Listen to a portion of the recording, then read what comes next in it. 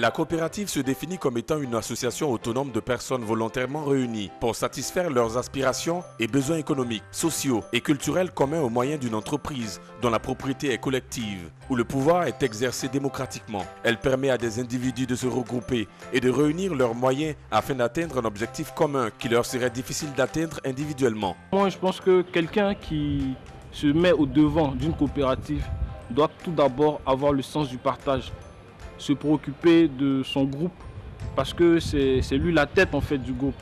Donc s'il n'est pas disposé et s'il n'a pas le sens du partage, ça sera vraiment difficile de pouvoir organiser la gestion d'une coopérative. Nous voyons le plus souvent les associations des femmes, les marchés, au Vico, où j'habite, non loin, qui est géré par ces femmes-là elles-mêmes. On va plutôt parler de nos mamans qui sont dans des coopératives au sein du marché. On va dire que grâce à ces coopératives, elles arrivent à joindre les deux bouts. Et encore, ces coopératives-là qui permettent à certaines femmes qui n'ont pas l'opportunité d'investir dans certains domaines d'activité se retrouvent en train de pouvoir avoir plus ou moins les moyens de pouvoir investir, de pouvoir s'orienter vers d'autres activités. Les avantages en association, vous êtes plus privilégiés parce qu'au niveau même des banques, au niveau même de l'État, l'État prend plus en considération quand c'est un groupement. Et quand c'est un individu, c'est difficile. Même les banques, le plus souvent pour financer, sont plus attirées par rapport au groupement. Toute entreprise, qu'elle soit commerciale, industrielle ou coopérative, a pour but de se développer. Et pour cela, elle a besoin d'une bonne gestion qui, en effet, est une notion très complexe puisqu'elle s'applique à un ensemble de personnes et de biens matériels. Compte tenu de son organisation administrative, ne pouvait être fondée que sur le principe de la démocratie. Son organisation administrative repose sur ses membres qui sont les seuls compétents à pouvoir gérer et administrer leurs entreprises. Ils ne partagent leur pouvoir avec aucun autre groupe de personnes, ni même avec une autorité publique. Mais si la coopérative reste différente des entreprises capitalistiques animées par la recherche du profit, la réalisation de son objet social, quel qu'il soit, nécessite un apport financier. Il ressort alors qu'une structuration organisationnelle et financière rigoureuse est donc capitale pour l'essor de toute coopérative. Voilà, retour sur ce plateau. Le constat est clair au niveau des coopératives. Quand on discute avec vous, on sent qu'il y a des choses qui manquent. Et vraiment beaucoup de choses. Pouvez-vous nous rappeler, M. Kouadio, je rappelle que vous êtes auditeur financier. Est-ce qu'on peut nous rappeler le rôle des coopératives quant à l'élimination de la pauvreté en milieu rural et la création d'emplois? Bien, merci beaucoup. Merci pour cette invitation. Cette réinvitation, c'est ce que j'allais dire justement. Cela témoigne de l'intérêt que vous portez à ces thèmes. Et je souhaiterais qu'il en soit ainsi pour nos élus, les conseils régionaux, les députés, les conseillers économiques et sociaux, le corps préfectoral qui est auprès des populations rurales. Pour répondre à votre question, les coopératives contribuent effectivement à l'élimination de la pauvreté par l'accroissement des moyens financiers aux mains des coopérateurs. J'ai pris un exemple ici la dernière fois où, pour illustrer cela, on va prendre une population qui produit de la banane ou bien de l'igname et qui n'est pas en coopérative. Il y a un commerçant privé qui va prendre l'igname à 100 francs le kilo, qui vient revendre à 500 francs le kilo. Donc, le coopérateur ne reçoit que 100, non, l'agriculteur ne reçoit que 100 francs, le commerçant reçoit 500 francs. Lorsqu'il déduit ses frais généraux, à 100 francs par exemple, il obtient 300 francs. Et les 300 francs, c'est pour lui, il s'en va où il veut avec. Par contre, si cette population se met en coopérative, la coopérative décide que le prix d'achat au kilo de l'igname aux paysans est de 250 francs. Donc vous voyez que tout de suite, il est passé de 100 francs à 150 francs. Donc ses revenus financiers ont augmenté. Mais il n'y a pas que ça. Lorsque nous sommes ensemble dans une coopérative de 3000 personnes par exemple, nous consommons chacun 4 machettes par an. Ça fait 12 000 machettes. Mais on ne va pas acheter les machettes dans le commerce traditionnel. On va s'adresser à l'industriel.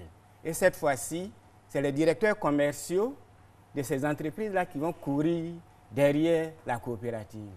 Et comme j'achète en gros, les prix baissent. Vous voyez que le revenu du paysan, il augmente à la vente, mais ses charges baissent parce qu'on fait des consommations en gros. Voilà. Ça, on contribue à l'élimination de la pauvreté. Absolument. Bien. Et comme le paysan commence à gagner beaucoup d'argent, qu'est-ce qu'il fait? Il décide d'investir. Il veut construire une maison, par exemple. Mais pour construire la maison, il faut bien qu'il s'adresse à un entrepreneur. Cet entrepreneur va prendre tous les corps de métier, donc tous les peintres, les carreleurs, tout ce monde-là commence à gagner de l'argent. Donc, le coopérateur vient de créer de l'emploi. Mieux, tout à l'heure, j'ai dit, le commerçant privé, lui, il prend ses 300 francs, il s'en va à la maison. Mais si c'est la coopérative, les 300 francs restent dans les caisses de la coopérative. Et quand la coopérative constate qu'il y a des problèmes dans la région, c'est elle qui décide de résoudre ses propres problèmes. Justement, parlant de caisse, parce qu'on a passé du temps, parlant de caisse. On parle de caisse, on parle d'argent. Oui. Alors pourquoi et comment on gère une société coopérative? Parce que c'est là finalement le nœud du problème. C'est dans la gestion, au quotidien. C'est un des problèmes. C'est un des problèmes. Je vais répondre à la question. Pourquoi faut-il gérer la coopérative? Dans l'élément qui est passé, on a vu que la gestion... Pourquoi et comment? Voilà. Pourquoi? Parce que les retombées dont j'ai parlé tout à l'heure, si la coopérative n'est pas gérée, mais on n'aura pas ça. Et c'est ce qui se passe actuellement. Ah bon? Voilà pourquoi les coopératives n'arrivent pas à apporter le bonheur aux masses rurales, au peuple, aux populations autochtones, aux populations... Donc vous voulez dire que dans l'ensemble, les coopératives en Côte d'Ivoire sont mal gérées? Sont mal gérées. Et ça, ce n'est pas moi qui le dis. Il y a le site du ministère de l'Agriculture. Si vous allez là-bas, vous allez voir qu'ils disent que c'est dans les coopératives qui existent, il y a seulement 8% et encore qui sont bien gérées. Il y a 90% qui sont inefficaces parce que mal gérées. Alors c'est quoi, M. Kouadio, une bonne gestion? Une bonne gestion d'une coopérative, on va commencer par une maquette, le carré coopératif. Le carré coopératif, il y a une maquette qui fait appel à toutes les parties prenantes de la coopérative. D'un côté, nous avons ce qu'on appelle le groupe coopératif, c'est-à-dire l'ensemble des coopérateurs, et ce groupe coopératif va se subdiviser en deux. Il y a l'ensemble des coopérateurs, et de là, on va élire un conseil d'administration. Ceux qui vont être à la tête de la coopérative. Mais comme je l'ai dit la dernière fois, vous êtes agriculteur, on vous met à la tête de la coopérative. Cela ne fait pas de vous un gestionnaire. Vous êtes là pour administrer, et dans le carré coopératif, il y a la partie entreprise. Cette partie entreprise-là, ça doit être animé par des gens bien formés. Des professionnels de la gestion. Des professionnels de la gestion. C'est-à-dire que les planteurs, voilà, ou ceux qui sont réunis en coopérative ont une entité, ils délèguent quelqu'un parmi les pairs, là, du sérail, quelqu'un du sérail pour être à la tête du conseil d'administration. Voilà. Maintenant, il va valider tout ce que l'administrateur va faire au quotidien. Voilà, et le conseil d'administration va recruter un professionnel qui va gérer l'entreprise. Qui est là pour ça, qui connaît le travail. Son travail, c'est de gérer l'entreprise. Ce n'est pas l'enfant de quelqu'un ou du village, non. Enfin, il n'a rien à voir avec le village. Voilà. Parce que très souvent, c'est l'amalgame qu'on fait. C'est très souvent l'amalgame qui est fait. Et je dis toujours, mais si vous voulez que ce soit l'enfant de votre village qui gère la coopérative, mais faites-lui faire la formation en gestion des coopératives. Faites-lui faire la formation. Et lui, son rôle, il va gérer l'entreprise coopérative. Donc, gérer une coopérative, ça se passe à 3 niveaux, 3 strates. La gestion du groupe coopératif. D'accord. C'est-à-dire comment apporter le bonheur aux coopérateurs. Mais c'est pour ça qu'ils ont créé leur entreprise. Je vais me référer au professeur Nyangoran Bois, qui à l'époque avait stratifié la société à 3 niveaux. Les en haut, les au milieu, les en bas. Mais en bas, il y a en haut et en bas, au milieu et en bas, en bas et en bas. Au milieu, c'est la même stratification et chose. Donc, la coopérative, le gérant, le directeur de la coopérative, son rôle, c'est comment prendre celui qui est en bas de en bas pour l'amener vers le en haut de en haut. Son rôle, c'est comment prendre celui qui est en haut de en haut à tirer ceux qui sont en bas de en bas pour qu'on ait une société beaucoup plus égalitaire, plus juste, où les différents, les plus criades ont disparu. Donc c'est ça, gérer le groupe coopératif. Mais il faut connaître leurs besoins. On va aller chercher leurs besoins. Le directeur de la coopérative doit connaître individuellement chaque coopérateur, connaître ses problèmes. Vous voyez que c'est difficile, mais si vous êtes le président du conseil d'administration, vous avez votre plantation, vous devez vous occuper de votre plantation. Vous n'avez pas le temps de gérer l'entreprise coopérative. Il faut quelqu'un qui est libre, qui a équidistance voilà, de tout le monde. Ça. Franchement, qui peut aller... Il faut planifier.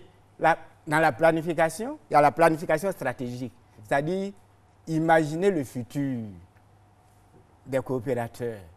Mais vous, on ne vous a pas appris en tant que conseil d'administration à planifier. Après, ça c'est la planification stratégique. Il faut faire la planification opérationnelle. Est-ce que vous connaissez ça? Donc vous ne pouvez pas prétendre gérer. Vous administrez. Laissez le gérant gérer. Monsieur Kouadio, c'est trop difficile à faire dans nos pays en voie de développement. Oui. Parce que j'imagine que, et c'est vrai parfois, on peut de loin dire qu'ils ont raison, ils ont créé leur coopérative, ils veulent que ce soit géré par quelqu'un qui vient de chez eux. Qu'il soit bien formé ou pas, eux, ils veulent que ce soit quelqu'un de chez eux. Voilà. Parce que, voilà, c'est ça. Moi, je pense que c'est au niveau peut-être psychologique, mais je ne sais pas à quel niveau il faut agir. Merci beaucoup. Parce que dans la gestion du groupe coopératif, c'est le gérant. Lui, il sait.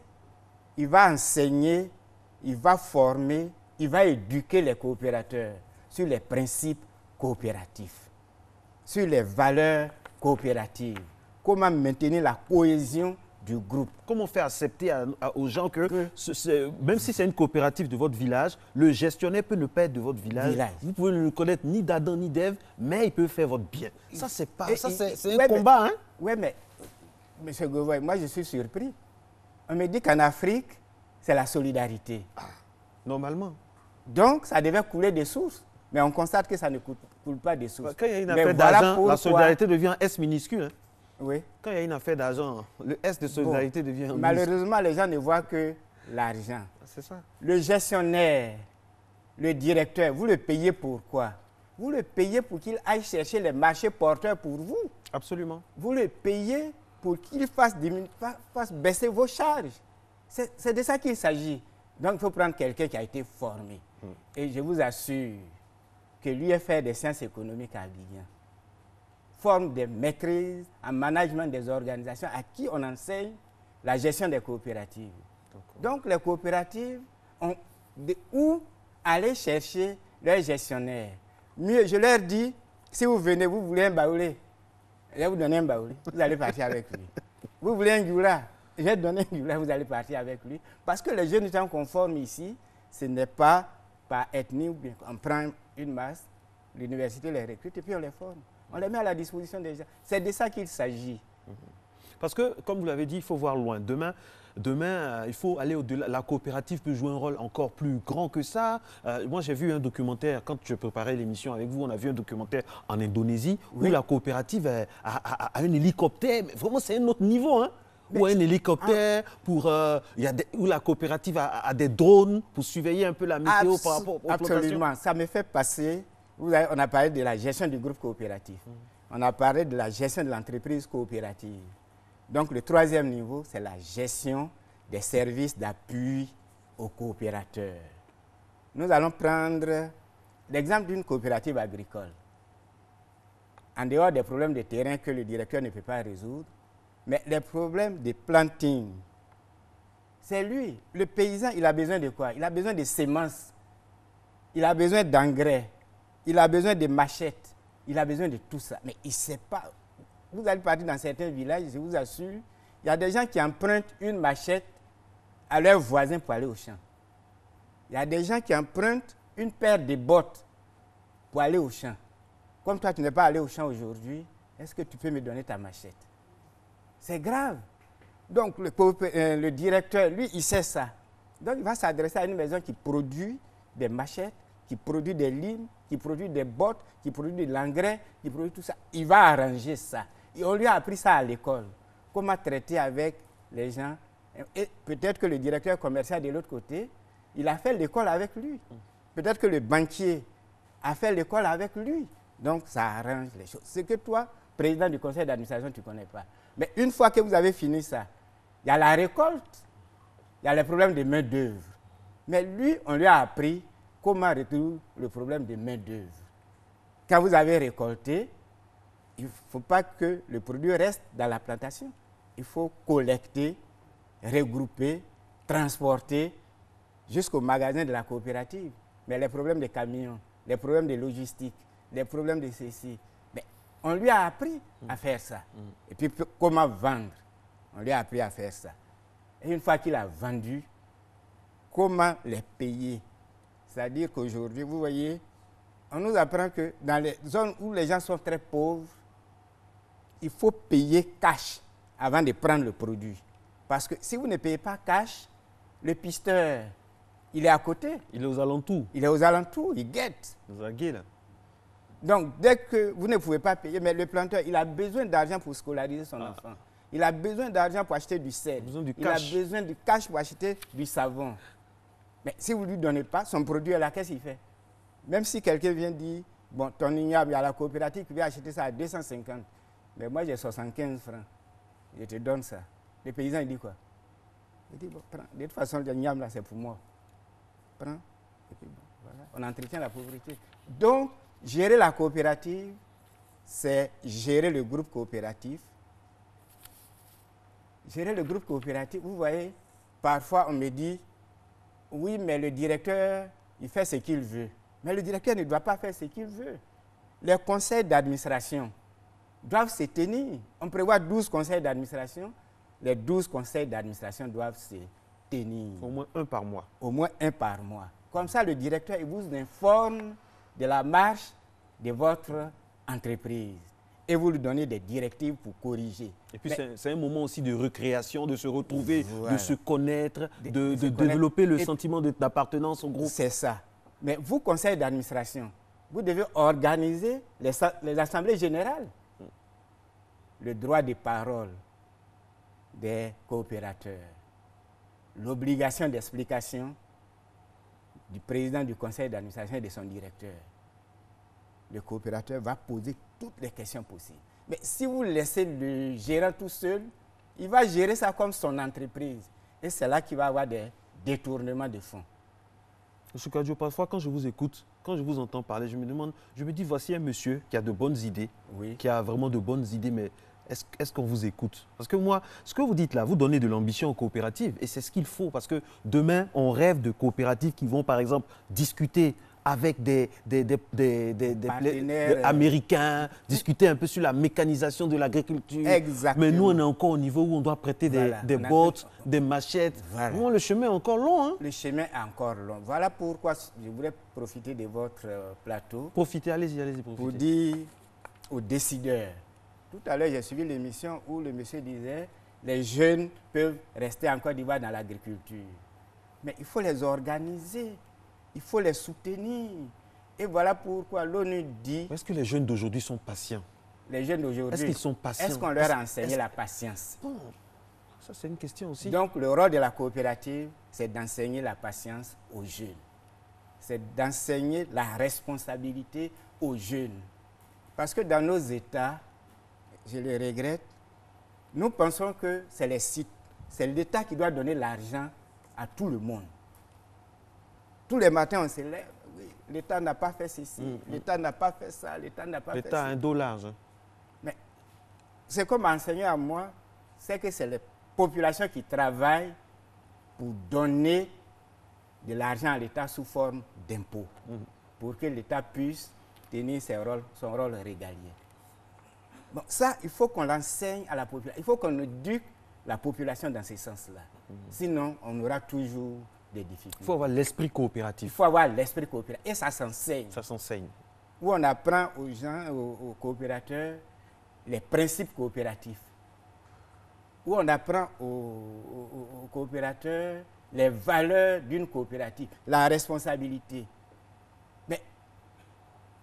vous voyez parfois, les gens disent, mais on n'a pas ceci. Vous avez la terre, là où vous êtes né, Dieu a mis toutes les ressources pour vous, là. Donc, c'est à vous d'organiser ça. Je vois on ne crée pas une coopérative, on ne s'en sert pas comme une gamelle pour aller à la soupe populaire. On crée une coopérative pour être autonome, pour être indépendant.